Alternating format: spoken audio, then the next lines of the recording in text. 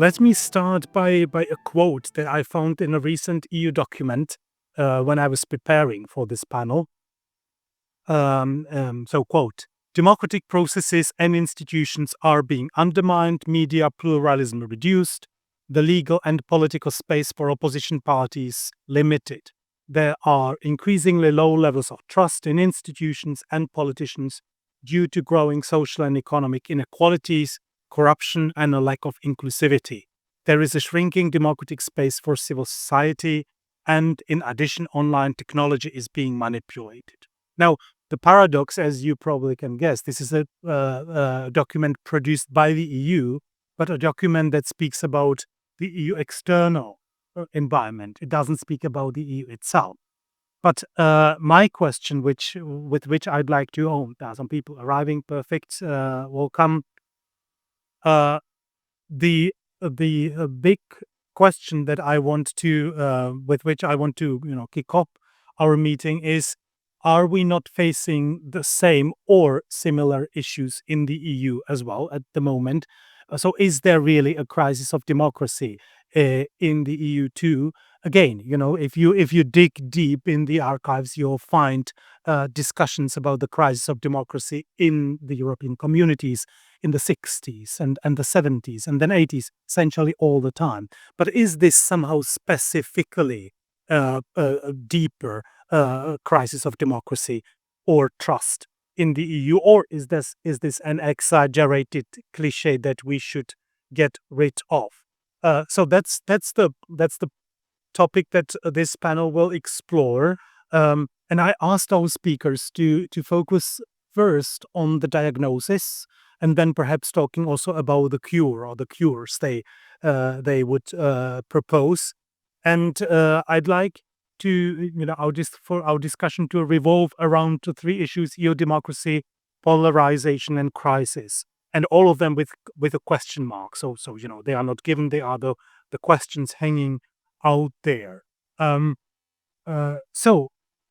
And with that, I'd like to introduce our four speakers. I'll start on my right with Daniela Braun, who is a professor of political science with focus on European integration and international relations. She's been dealing a lot with European election, European parties, citizens, voters, their attitudes and behavior in the European multi-level system. Also, again, she is the principal investigator and the scientific lead of the ActEU project towards a new era of representative democracy, activating European citizens' trust in times of crisis and polarization. That's the full title. It's a bit exhausting, but there it is. And of course, I asked Daniela to perhaps say a few words about the project as well before launching into the substance. Then on her right, we have Marzena Gusfeta, who is a former director of the European Commission representation in Poland, an official of the European Commission associated with the Directorate General for Communication for quite some time, from 2000 until last year, right? Until last year. Oh, good. That's good to hear.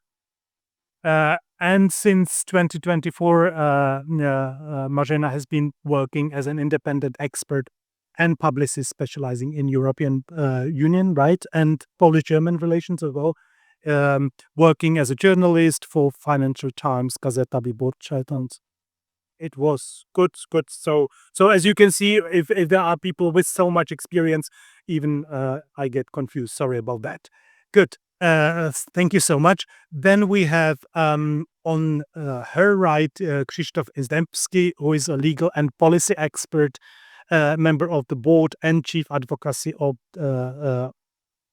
and development specialist at the Stefan Batory Foundation, Marshall Memorial, Recharging Advocacy for Rights in Europe, etc., etc. A lot of things. I really admire your ability to combine all of that, because the list is he not at this.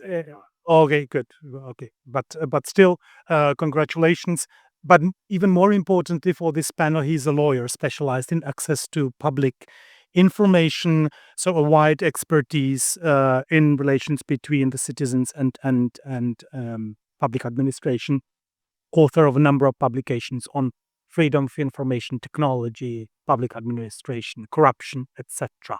And finally, on my left, Mikołaj Czesznik, who is a professor of sociology and political scientist, the director of the Institute of Social Sciences at SWPS University here, as I just heard, not only in Warsaw, but also a network, network with 6 campuses across the country. His focus is mainly on political behavior, polarization, inequalities, class structure, political preferences, or something that often gets forgotten when we discuss European integration and the problems the European Union is facing, particularly focusing on the region, right, centrally in Eastern Europe.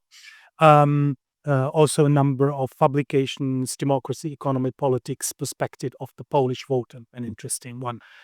So thank you very much for being here. Thank you. I am also member of the ActEU as well, and Leader of the Polish team. yeah, indeed. So, and also, yeah, I'm also affiliated with the Battle. Everybody is interconnected. And with that, I would perhaps start with you, Daniela, for the initial remarks. So thank you so much. Yeah, thanks a lot, Petr, for this very nice introduction. Thanks a lot for being here. So I'm very happy. I'm really happy that you found your way to this 3rd floor. I'm even not sure if we're on a 3rd floor, but I guess 2nd floor, maybe. 2nd, actually. Yeah. Yeah. Okay.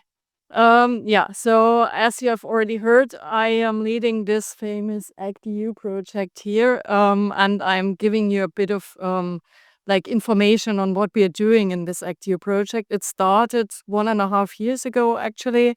I'm not repeating the title. I stick to ActEU because I agree with you, Petr. It's a bit exhausting, the entire title, but it's really about how bringing people back into European politics. I think this is the main message, what we try to do with our project. Some partners are here, so I'm very happy that Petr and Mikołaj are here, but not only, there is also TEPSA with Eva and you here. They are also members of the ActEU project.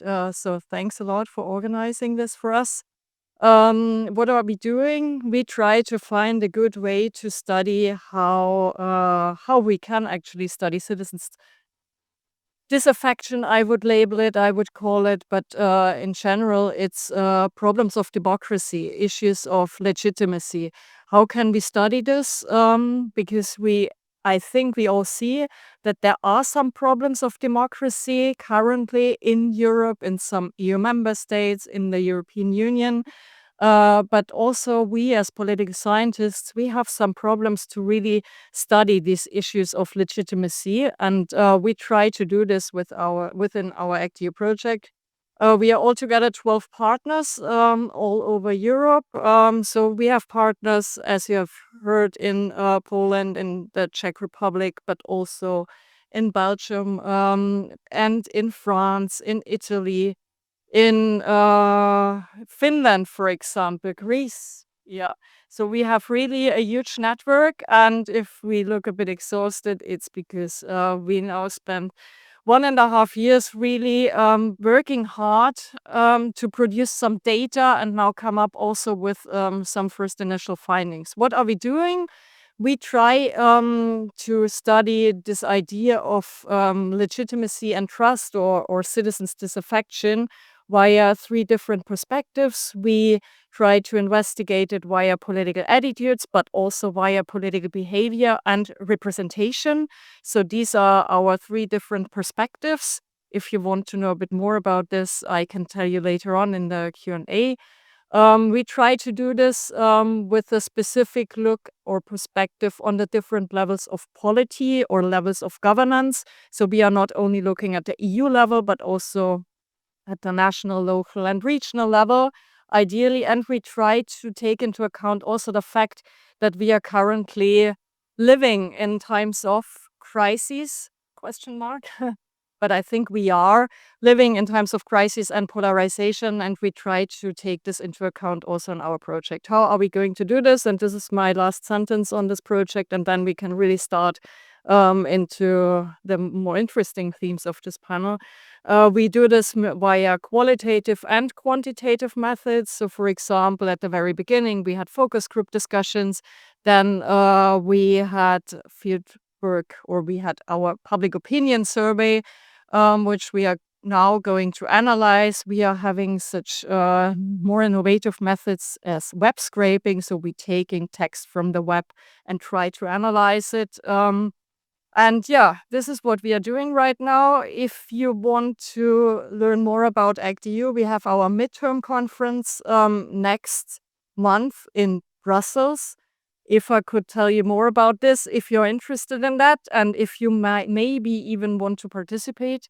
And in February next year, we are having a PhD workshop where we try or where we teach PhD researchers to use our methods and also to study these very important topics. And the call is still open. So if you are a PhD researcher, or if you know any PhD researcher interested in that topic, send us or send Eva also an email, I would say. So thanks a lot for this. This was ActEU. Thank you. So perhaps you can go directly into the substantive part. Then we'll... Okay. Yeah, so Peter has asked us questions. I think the most interesting question was actually the one, is there a crisis of democracy in the EU, or is it just an exaggerated cliche? I think that's a very important question, and always when I talk, in particular also to journalists, they somehow also ask these questions, and it's always very tricky to answer this question for me. Although I am doing research within this field, I have difficulties to answer this question for several reasons. First reason is because we do not have a clear understanding what is this crisis of democracy, and second reason is we do not have a clear understanding of the second part in the EU. I will start with the first part. So I think we all have an opinion about the question of a crisis of democracy. But as a researcher and also as a political scientist, I always want to find a good way to measure also this idea, this concept. And so what is behind this idea, crisis of democracy? Of course, there would be different possibilities. You could, for example, and I think we've heard it also in the previous panel, we could go into the direction of the rule of law. Are there problems? Are problems in a country with corruption, for example? Are institutions not working very well? So all of this would be possibilities to measure a crisis of democracy.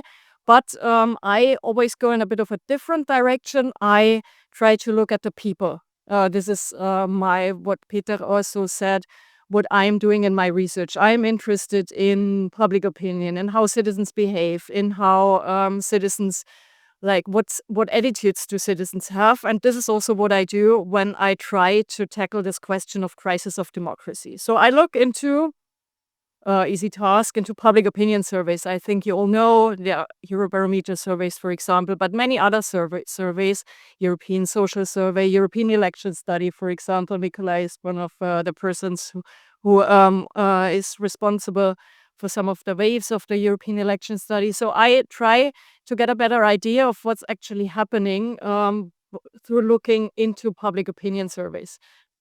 Coming now to the second problem.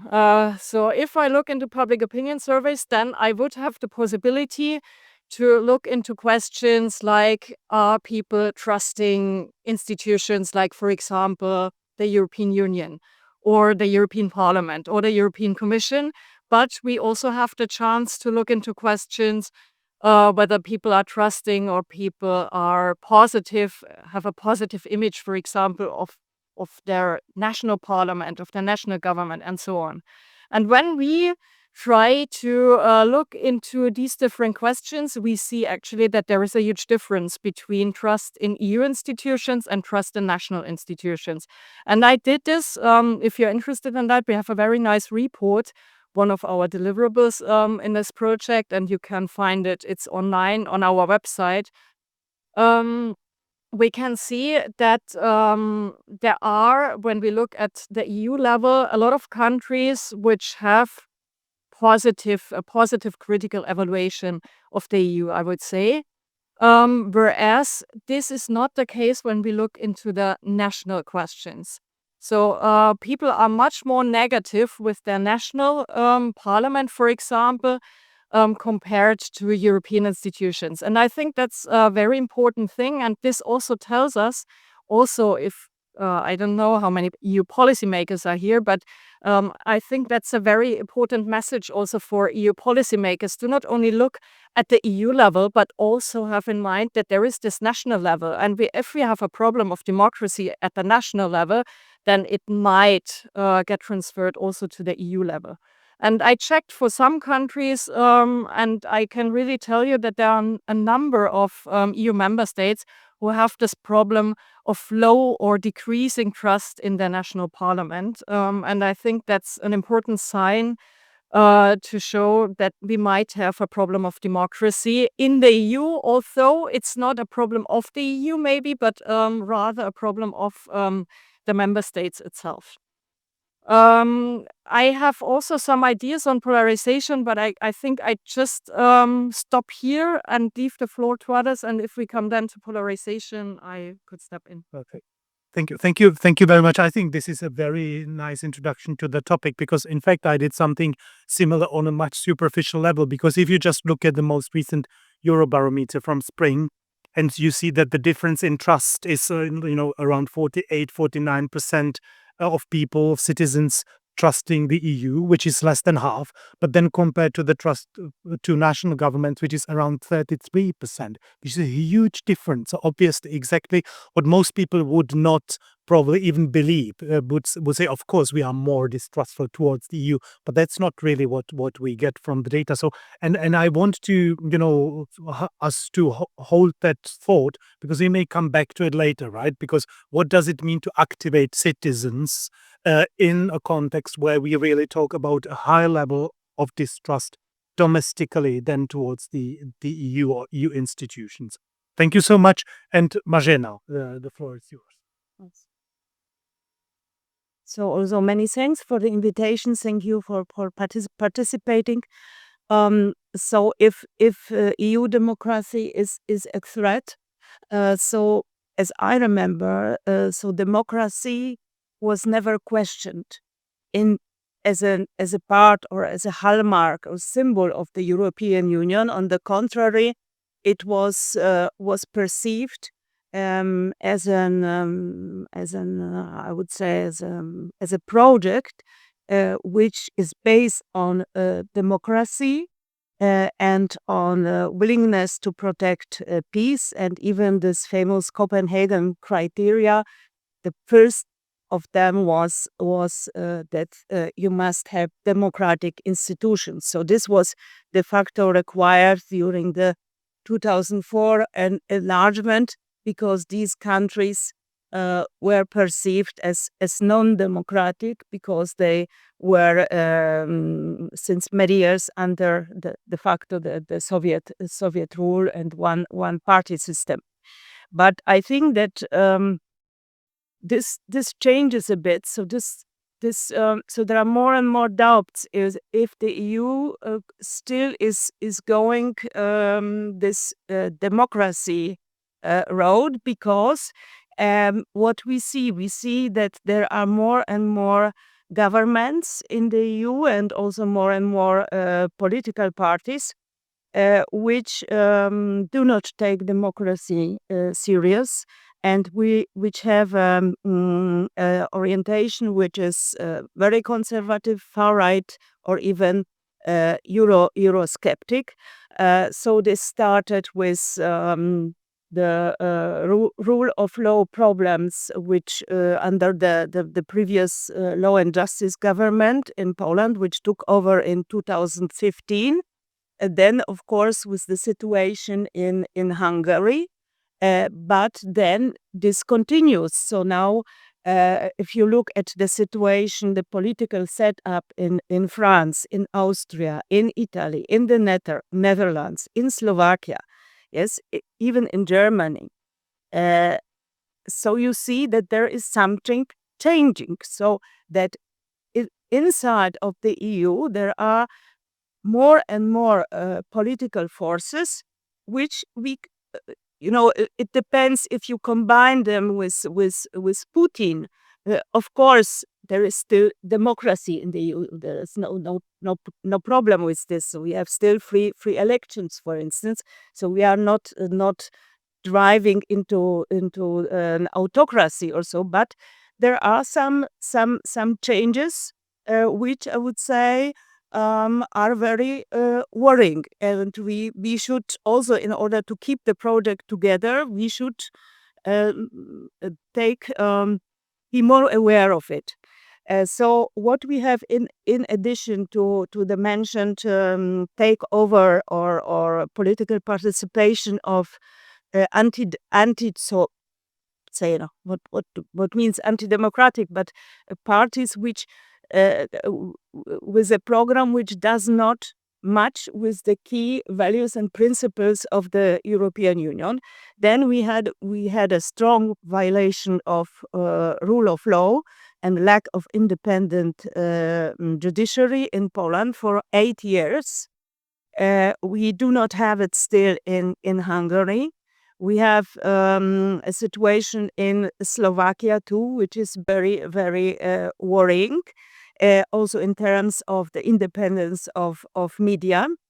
And what we have a lot of parties, growing number of parties, which absolutely do not stick to the Charter of Fundamental Rights with this anti-migrant, anti-LGBTQI narratives. They are anti-abortion or they are anti-same marriages. And so I would say there are these worrying developments. And in my opinion, the problem is that at the top of the European Commission and even at the top of the European Parliament, this is not highlighted as a key problem.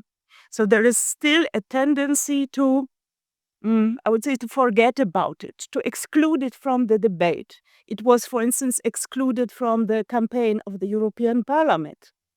And in the guidelines of the new von der Leyen Commission, so we have only two issues which are defined as a threat to our democracy. First, I quote, "We are under attack by foreign actors, by Russia, and there is a propaganda war against the EU."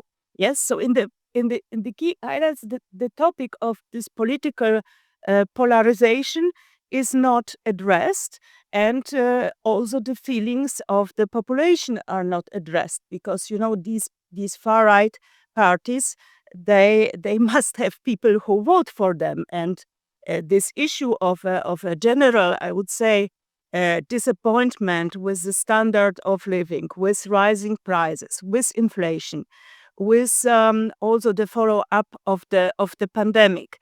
This is de facto Europe-wide a big concern of a growing part of the population, including also the middle class.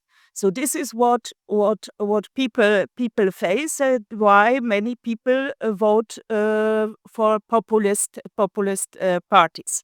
Then there is this proposal of President von der Leyen for a European democracy shield. But again, the focus is against foreign manipulation, and even plans to establish a sort of new institution within the Commission or within this EU institutional setup of the EU to counter foreign disinformation. So a European fact checkers network. In my work as a senior fellow for Visegrad Insight, we just visited 3 Visegrad countries, so Hungary, Czechia, and Slovakia. And one of the topics was that, of course, there is a huge manipulation, interference driven by Russia, but there is also a huge internal manipulation and misinformation driven by populist, anti-European, far-right, I would say, actors within the European Union. So we should more drive and look into inside what's happening inside the EU, and not putting all the blame on external actors. Then we have, of course, this Article 7, but it is like a toothless procedure, because if there is one veto, nobody.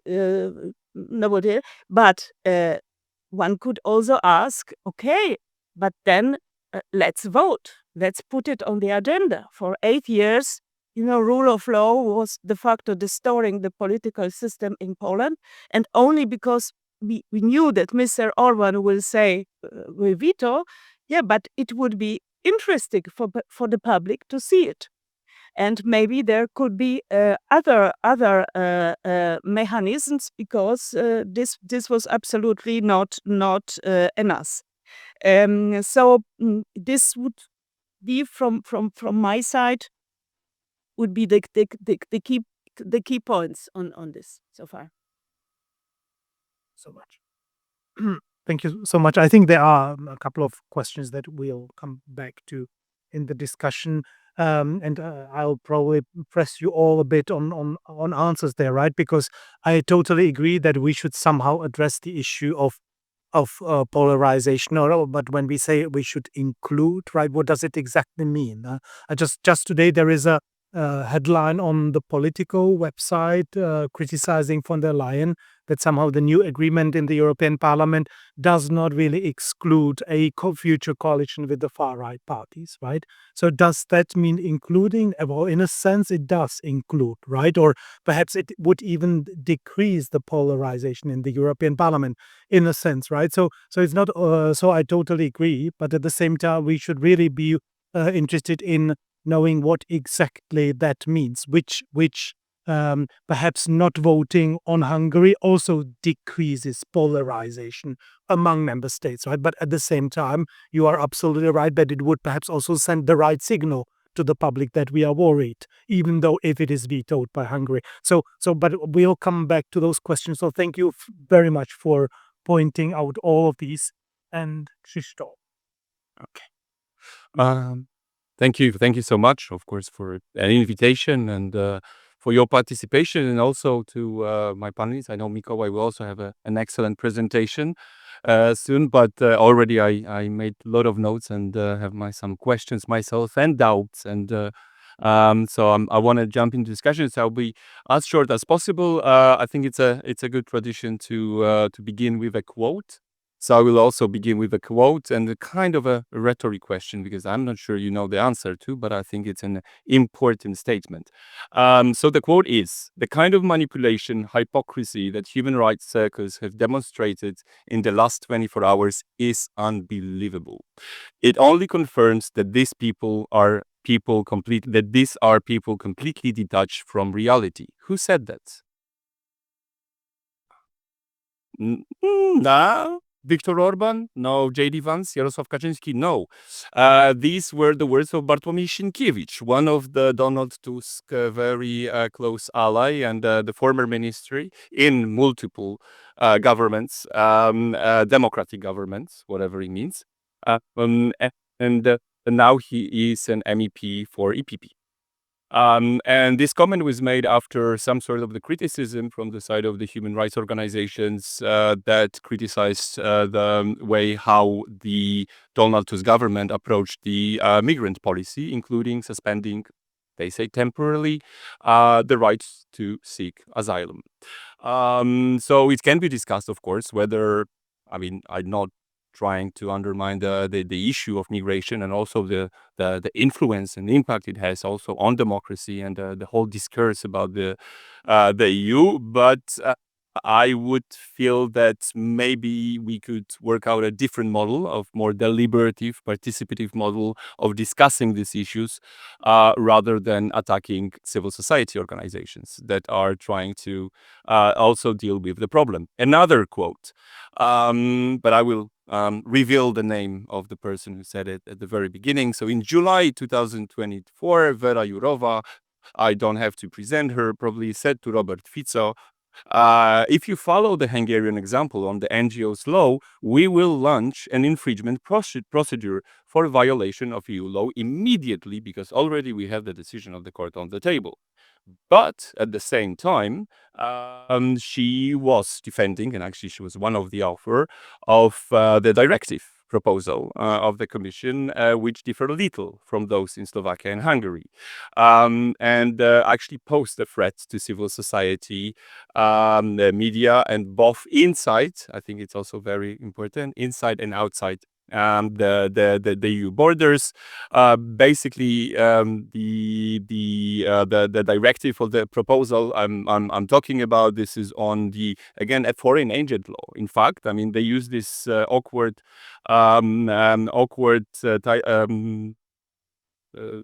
explication like entity, it's against entity carrying out interest representation activity on behalf of a third country. But it is about creating a register of all NGOs that are funded externally.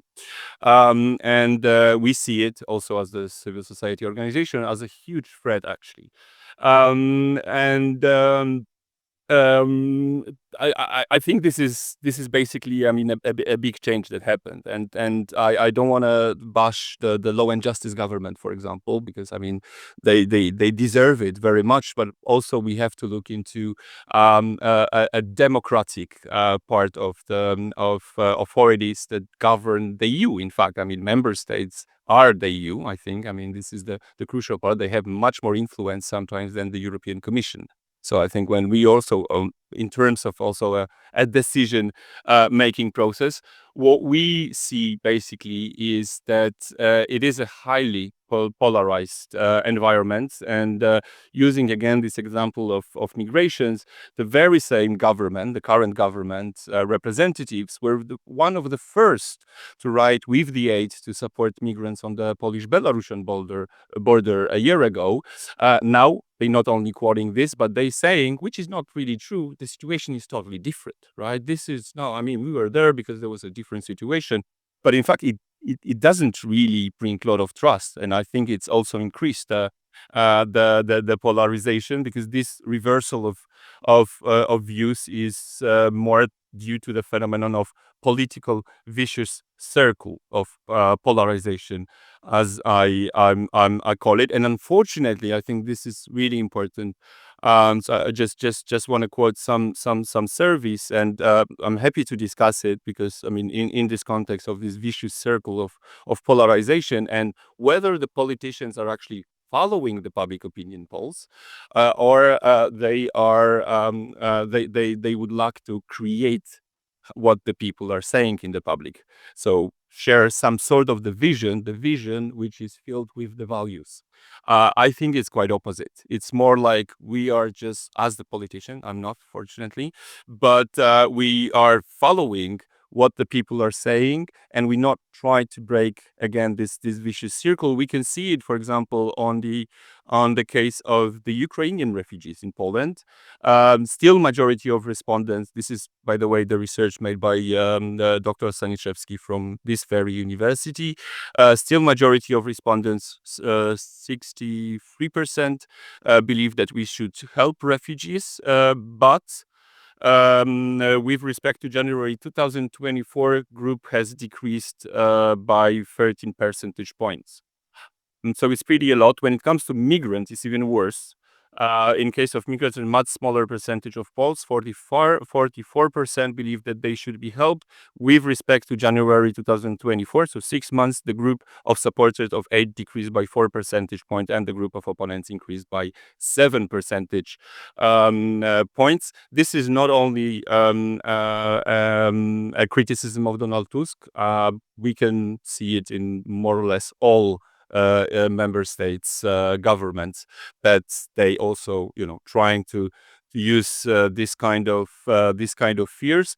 For me, I know we can't talk about solutions now in this part, but I would just say this, that for me it's an excellent topic for deliberation, inclusion of local communities, entrepreneurs, because of the labor market, for example. But instead of that, the centralist, and I would say a semi-authoritarian methods were chosen.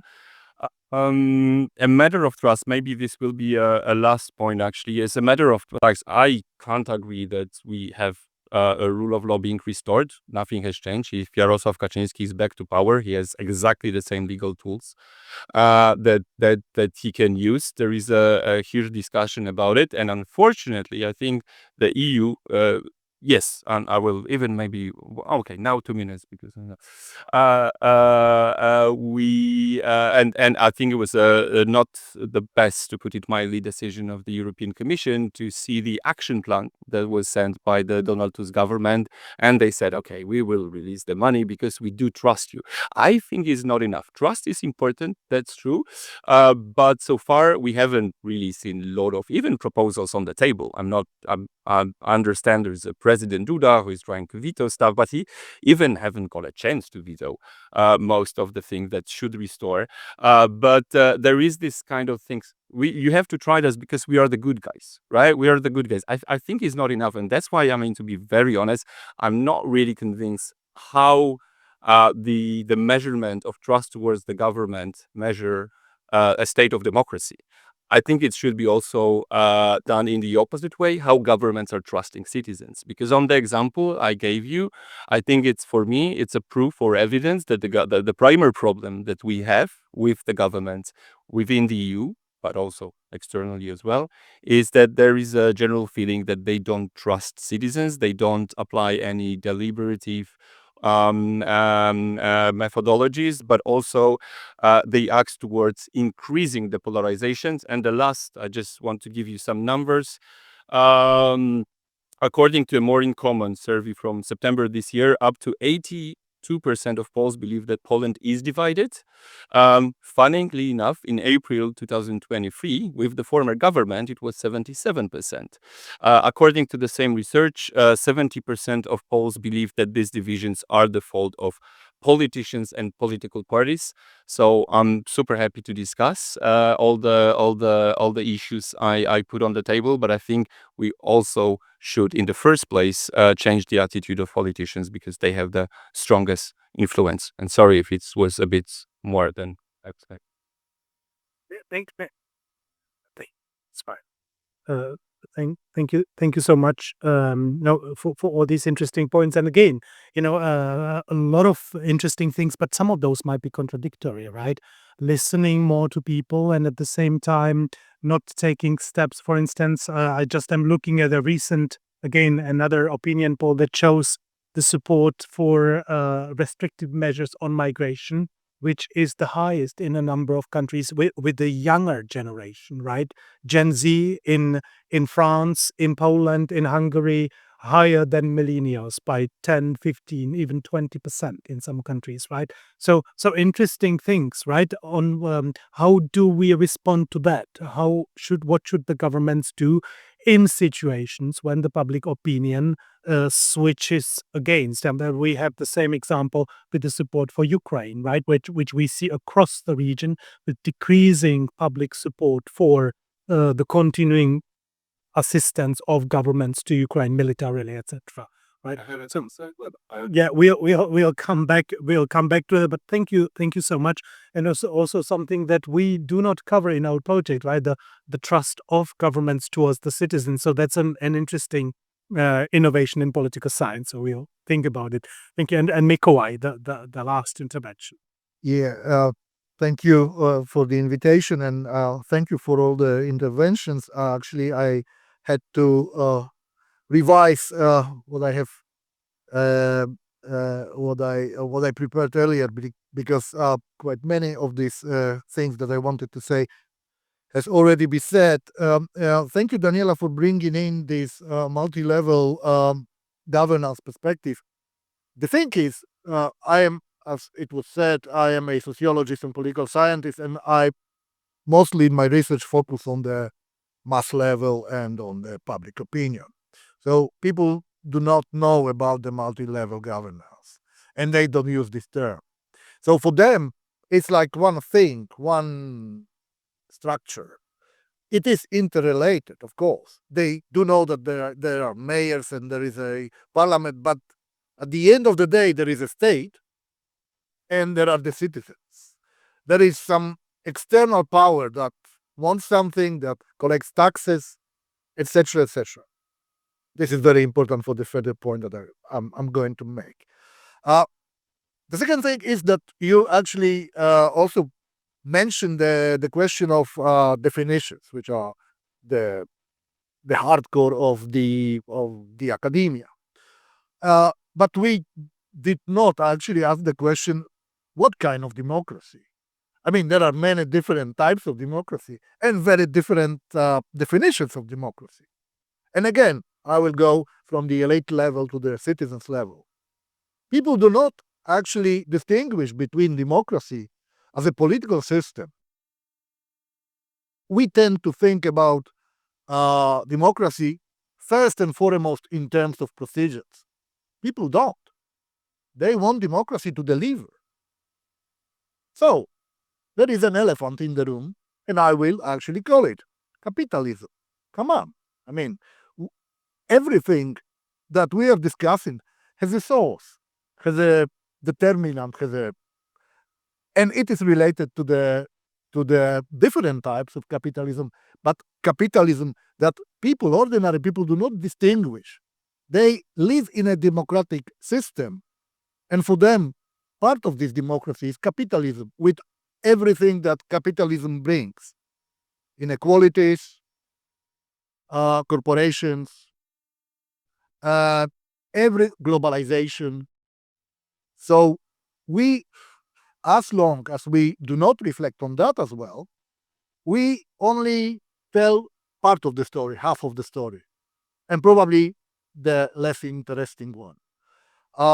So I think that there is a decreasing satisfaction with democracy as a political system, and this is well documented, and we know it from our studies and from there are many studies which show actually that people are less satisfied, they are dissatisfied, they distrust, etc., etc. There are certain actually levels of distrust, dissatisfaction, etc. But the trend is very, it's clear. It's clear. So it seems that once we focus on the individual perspective, we will see that there is something wrong about the political system, but it's not endogenous. Actually, it's exogenous. The moving power comes from outside the political system. This is the capitalism and inequalities and all these things that we can less and less control by the political tools because of globalization, because of Europeanization. Now, the ordinary citizens do not understand that some things cannot be done on the country level or on the county level because there are either the global forces, Google, Amazon, whatever, Facebook, or there are more other global forces, China in general, or there are basically procedures which are on the supranational level. So I think that we should also focus on the preferences and on the interests of those. There is this idea of those left behind, of those people who actually they fail in one way or another. They are not the winners of globalization. Or in these countries, in the Central Eastern Europe, they are the losers of transformation. And they are not in thousands, they are millions. And, well, in this country, for example, their interests and preferences were not addressed, but they didn't vote. Well, until very recently. They started voting. And certain problems started as well. Because these people were mobilized. Well, the same happens in America right now. Someone mobilized those left behind. Well, I have a theory about it, and it is related to the situation of the left in Europe, and not only in Europe. In the last parliamentary election in this country, the party that was least popular among the blue collar was the left. Okay, so you have the answer to the, well, half of the part of the answer. The left has changed enormously in the last 30 years in Europe. It is a different left than the labor in the 70s or in the 60s. It must have changed because the world has changed. But, well, if blue collar does not vote for the left, something is wrong. And the very last thing, and then I leave the floor for the others. You mentioned the young ones. Well, bear in mind that the young ones are not important from the point of view of, well, I'm not saying that entirely, they are not entirely unimportant. But the demographic trends are as they are. In this country, the young ones, say 18 to 30, were as numerous 20 years ago as the 60 plus cohort. Now, it's like 1 to 2. So, really, I mean, the youth does not really matter in this country in elections because they are not, well, they are not enough, basically. So, on the one hand, the youth is important, I know, because, but on the other hand, if you are a political marketer, you need to remember that in order to win the election, you need to address the preferences of the older one, because otherwise you won't win the election. That was probably, that's my guess, I don't have any data on that, but that was one of the mistakes that Kamala did. Too much focus on the younger ones and their interests and preferences, and they forgot about the left behinds. Yeah. Thank you. Thank you. Thank you so much. Thank you very much. I think we would all be thrilled to hear about your theory about why is it that if it is economic problems, socioeconomic problems, and at the same time the left is, but of course there is a number of explanations for that, but I'm sure we'll come back to it.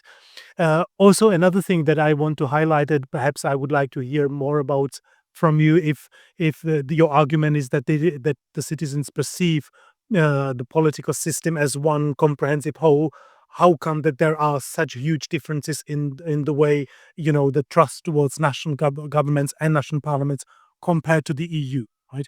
So obviously they are capable, at least to some extent, distinguish between the levels. May differ from country to country, but still an interesting question. Well, I have a lot of questions prepared, but because we have only like 17 minutes, I'd like to suggest that I open the floor directly to your questions, and then all those answers that you'll be given, you can also answer some of the questions that I raised in the meantime, or perhaps react to the others as well. But so there is somebody. Please always identify yourself. We have to hold this thing.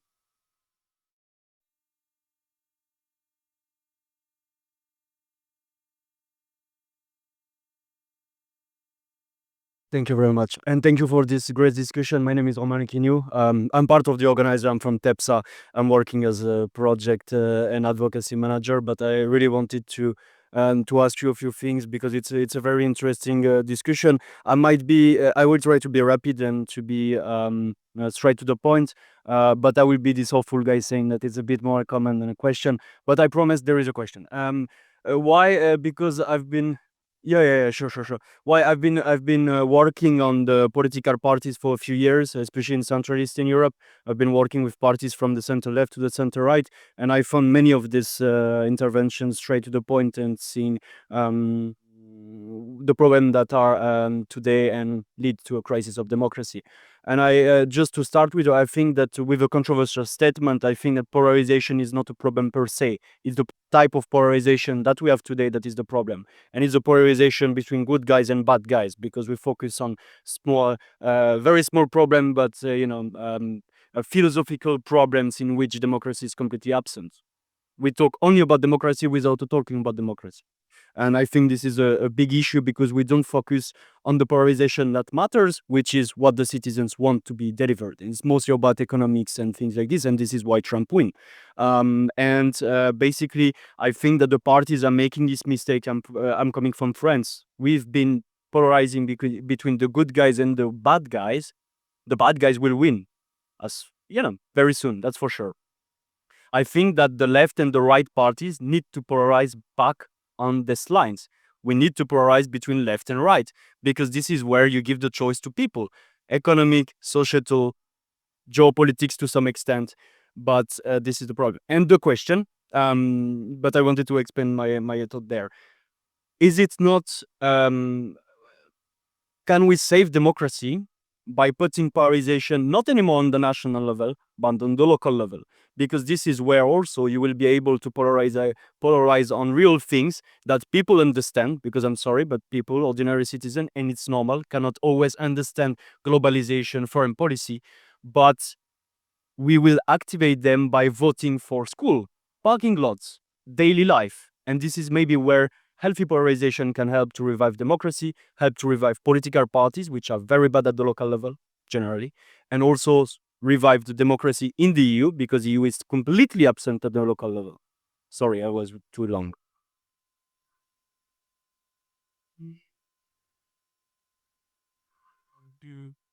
On the untapped courage. Yeah, thank you. Very interesting to listen to you. I have some reflections about. Sorry, my name is Uwe Wilker. I'm from a citizen think tank, and I would like to share with you a few reflections about democracy. So I've been working very much on the conference on the future of Europe. So, like a follow up, we have a new trio: Poland, Denmark, Cyprus.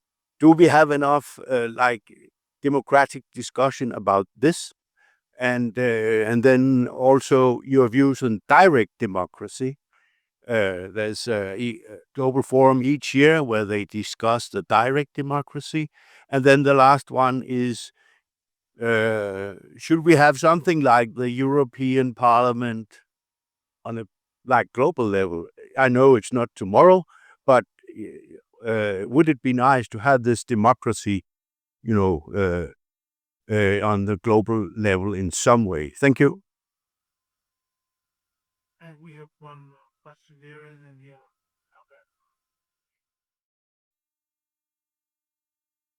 Hi, I'm Tatjana Kuhn. I'm representing CEF. And when I was listening to you, I understood that you're speaking about two different dimensions when you speak about democratic crisis. First dimension being the institutional one, saying that you have to measure in how far the rule of law or certain institutions and member states are working. And the second one being trust, the trust of citizens towards politicians on EU level and on the national level. But I think that the reason why there is so much perception that there is a democratic crisis has to do with the kind of democracy that certain people don't want to have. So in how far do you measure it in your research, for instance, or in the debates that you have experienced, that certain type of democracy, the pluralistic one, and what that one that protects minorities and human rights or gender equality, for instance, that is attacked?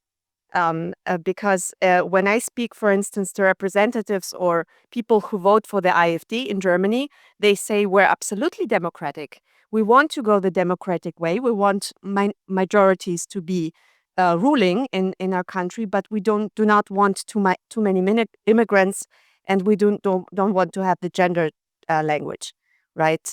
So, what type of democracy are we speaking about here?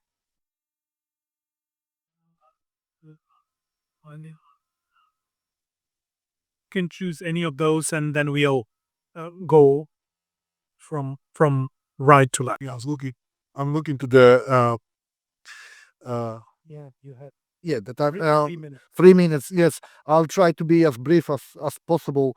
Well, first of all, your question about the differences, I think it has to do with the emotional versus cognitive level. So on the cognitive level, trust is more well, I'm not saying that trust doesn't have this emotional and cognitive aspect, but trust and like or dislike or political preference, they have a different proportion of each. So I would say my immediate and not very rooted and grounded in empirical stuff. Answer would be that probably this is the difference between the emotions and the cognitive aspect. Now the question, your question, I will choose this one.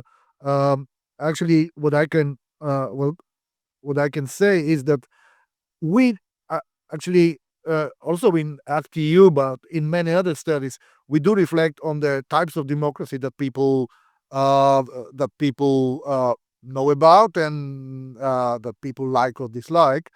And in the European Social Survey, there is a whole whole module on democracy. And well, democracy is not an easy object of study, but it's not an easy entity in general. Yes, we tend to think about the democracy in these procedural terms due to Joseph Schumpeter, first and foremost, I think, but also to Robert Dahl and yeah, probably Dahl as well, and Sartori, I think. So, but for ordinary people, the democracy is something else. It is a system that provides, that delivers not only freedom and equality, and certainly it does not actually deliver equality, because inequalities in our region, not only in our region, in European Union, are going up. In the world, in our part of the world, well, inequalities in general are higher and higher, because there is also this huge difference between the south and the north. Yes, the rich north and this gap is also growing.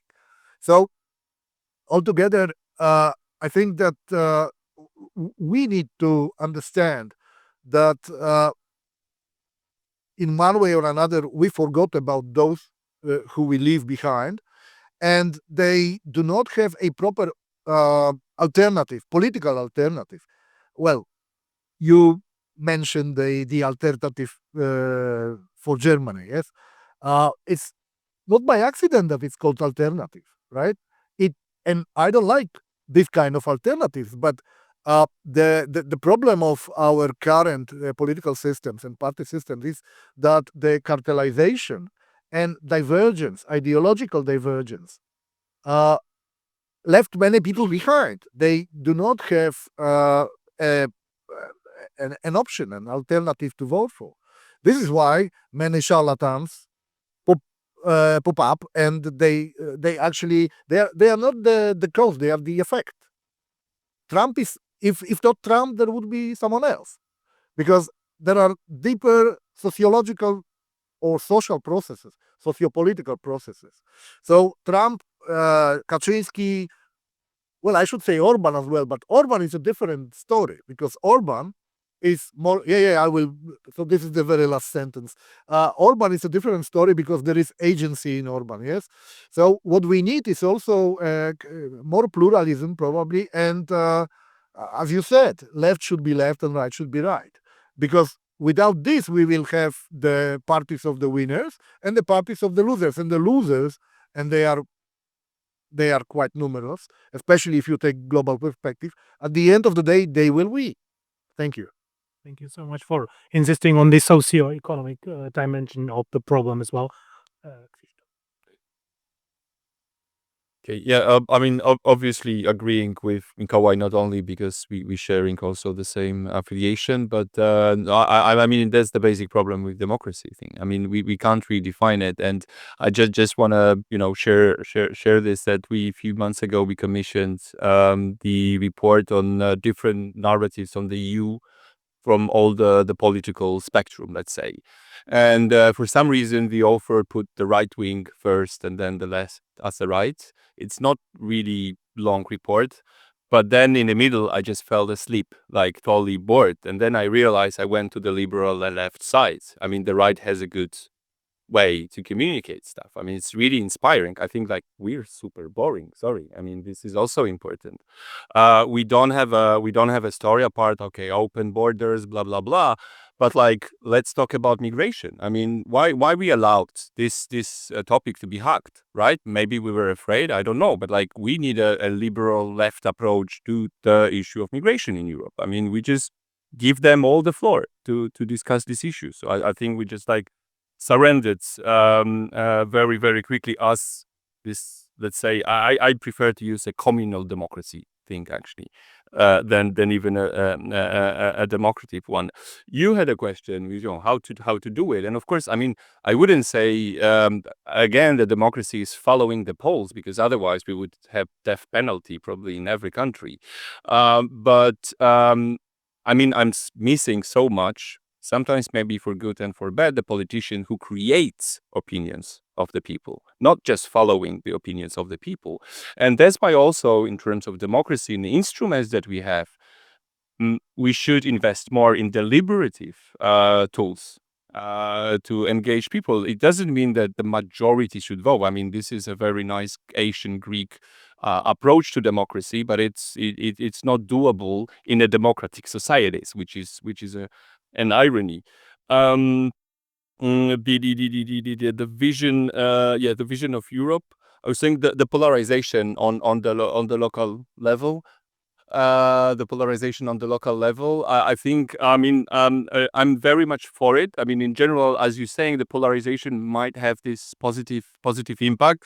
But the problem is, also, I think, as I confirming what you wanted to say, that it's more tribal than negotiative, if I may use these words. So it's more like, you know, I don't want to see this model of polarization that we have on the central level on the local level. I want to see more discussion and dispute. But the paradox, if you talk about the climate changes, actually, the people on the local level, I mean, despite the political divisions, they agree it's a problem, right? They see floods, etc. I mean, there's much more, of course, and this is another tool. Yes. Okay. Yeah. All right. Thank you. I'm excited about. No, the top one. It's your role. Right. Okay. So briefly, I will focus on what could be done in this situation where we have so many political differences among the member states, and where we do not have strong key locomotives like France and Germany used to be. So de facto there is the European Commission, but the rest seems not that much united. So we have nobody who would stand up and say, okay, let's go at this direction. And the European Commission could do a lot, I think, in order to foster and to strengthen independent media and a strong civil society, because I think this is very, very important.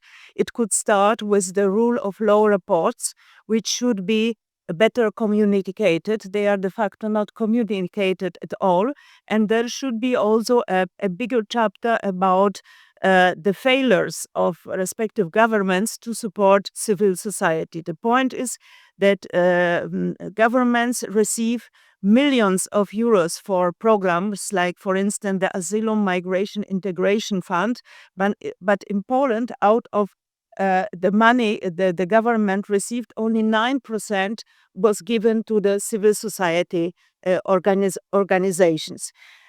So also the SERF program should be broadened and also changed in order to enable small organizations also to take it as grants. In Slovakia, we heard, for instance, that there are a lot of local initiatives which are extremely important in as protectors. Also, they protect democracy by organizing themselves, by strengthening, I would say, the political maturity of the society, but they do not have possibilities to apply for EU money because the financial regulations are so that they just do not match their possibilities. And a topic which was raised by you, the local level, and by you, indeed, the Commission does not reach out to the local level. just simply because it was taken for granted that we are all pro-EU and there is no problem. So the networks of the Commission, like the Europe Direct Information Centers or documentation centers or the recently established network of local councillors, this demands much more money. Much more money, because these info points receive about 15 to 20,000 euros per year, and they rely on premises which are given them by local communities organization. And imagine, in case of growing support for populist parties, even like in East Germany, AfD, there will be not much appetite by the local councillors to give them support. Well, so this would be okay, I know. And Daniela. Yeah, thanks. The last word. So thanks a lot. I agree very much with what you have just said. I think that, of course, I agree. Local level is important. Problem is that we also have a very bad knowledge about local level politics because there is no data. This is the reason also why we have this project and why we have to now look into our findings, because we have asked also all the questions also for the local and regional level, because the knowledge is really bad on this.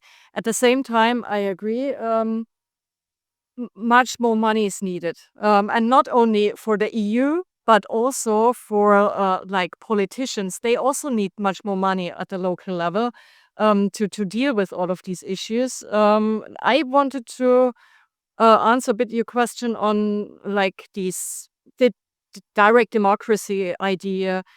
So you're working for the Conference of the Future for Europe. So I think this was a very good idea, but in a way it did not lead to anything.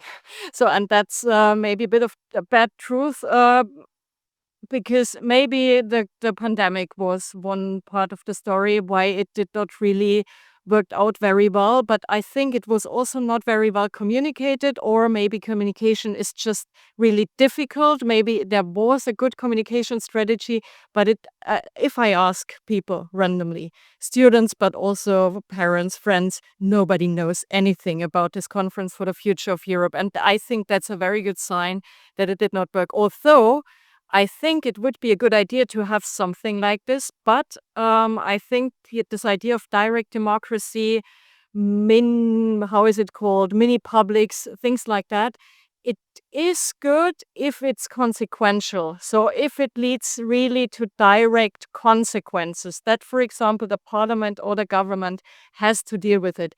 If not, it's just rather the contrary. If people feel that they have participated in something and then, same as usual, nobody cares about it, I think it's even worse for democracy. So that would be my answer. And then last point, this polarization left-right, I guess you're right. It would be the right way to have discussions on this, to have polarization on this. The problem is that the world and our political world is much more complicated right now. We do not have this left-right space anymore, but we have now this other axis of political competition, but it's also this cultural axis, and therefore the topics are there. They are on this cultural axis, like climate change, gender equality, LGBTQ issues. So all these things are not part of the left-right dimension, but of the cultural dimension. And therefore, I agree in a way, it would be easier if we have only this one-dimensional world, but we do not have it anymore. So the culture is there. And in a way, therefore, we have to deal with it also, although it might be complicated. Yeah, that was it from my side. So by saying that it's all a bit more complicated, I think we can conclude. But I'm really enthusiastic about the panel, because as you can see, there are so many bright ideas coming from the speakers.